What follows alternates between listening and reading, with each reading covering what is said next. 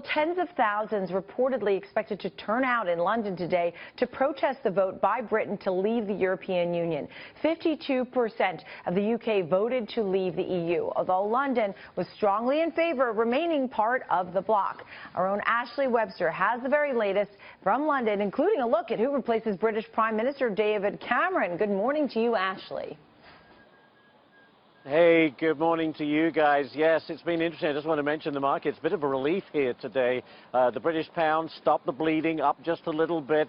The main index, the FTSE 100, up just a little bit here in the UK. And also on the continent, Italian banks, by the way, no one's been talking about them, but they have been in big trouble. They have a lot of bad loans on their books, but the Italian government saying today they are ready to do whatever it takes to prop them up. So that's also been a positive for Italian banks and the markets today. Yes, you mentioned we have David Cameron in Brussels today. We know that. I wouldn't want to be him, to be perfectly honest, to have to face those EU leaders.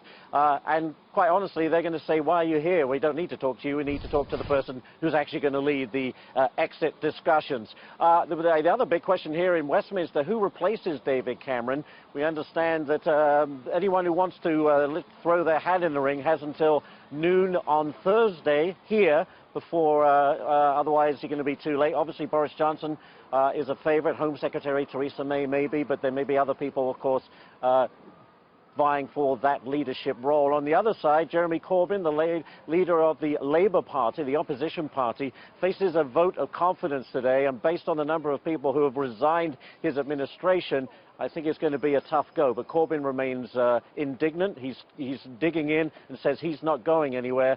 I don't know whether he'll last till the end of the week. We shall see. And as for Trafalgar Square, the big rally later on this afternoon, it'll be interesting to see how many people are there. 35 to 50,000. Some of the estimates, that's a lot of people, a lot of pro-EU people, a lot of people who will be obviously expressing their upset and their anger at the UK deciding to get out of the European Union. We'll be there covering that.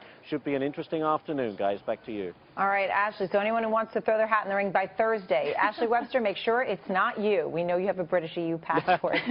Come back here, Ashley.